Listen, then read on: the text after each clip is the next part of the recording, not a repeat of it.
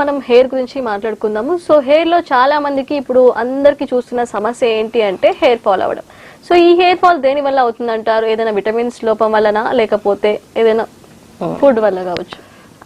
Health problems అండి. చిన్న చిన్న హెల్త్ ప్రాబ్లమ్స్, విటమిన్ డి తక్కువ ఉన్నా, కాల్షియం తక్కువ ఉన్నా, మనం ఫుడ్ సరిగ్గా తీసుకోకున్నా, అంటే మంచి డైట్ లేకున్నా, స్ట్రెస్, పిల్లలు చదువుకుండే పిల్లలు ఉంటారు, ఎక్కువ స్ట్రెస్ ఫీల్ అవుతుంటారు, టీనేజ్ వాళ్ళు ఉంటారు కదండి, చదువుకునేటప్పుడు స్ట్రెస్ అవుతుంటారు కదా, సో ఆటోమేటిక్ గా హెయిర్ లాస్ అవుతుంది. జనరల్ గా హెయిర్ డైలీ ఎంతో కొంత లాస్ అవుతుంది. లాస్ అయ్యి మళ్ళీ మీకు కొత్త హెయిర్ అనేది స్టార్ట్ అవుతుంది. అట్లా స్టార్ట్ కాకుండా ఉంటేనే మీకు అది హెయిర్ ప్రాబ్లము, మనం డాక్టర్స్ దగ్గర కన్సల్ట్ కావచ్చు. లేదు హెయిర్ లాస్ అయ్యి మళ్ళీ మనకు వస్తుంది అనుకున్నప్పుడు చిన్న చిన్న డైట్ మెయింటైన్ చేసుకుంటే బెస్ట్ అండి.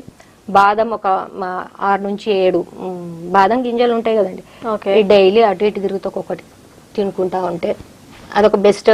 బాదం హెయిర్ పెరగడానికి బాదం పప్పు చాలా యూస్ఫుల్ అండి. కంటిన్యూగా డైలీ ఒక 6-7 బాదం పప్పు గింజలు తింటూ 1 ఇయర్, అట్లా మీరు 1 ఇయర్ కాకుండా ఒక్క 6 మంత్స్ తిన్నారనుకోండి, మీకు ఆ 6 మంత్స్ తర్వాత రిజల్ట్ కనిపిస్తుంది అండి. అంటే తిన్నమ్మటే మనకు జనరల్ గా మన థింకింగ్ ఏంది అంటే వెంటనే రిజల్ట్స్ ఉండాలి మనకు. ఒక 1 మంత్ కూడా కాదు, 10 days తినగానే అక్క ఏం రిజల్ట్ లేదక్క అట్లా అంటుంటారు జనరల్ గా వచ్చేవాళ్ళు.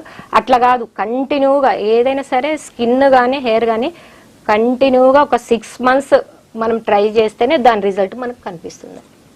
చైతన్య గారు ఏం చెప్తున్నారంటే ఇప్పుడు నార్మల్ గా అందరికి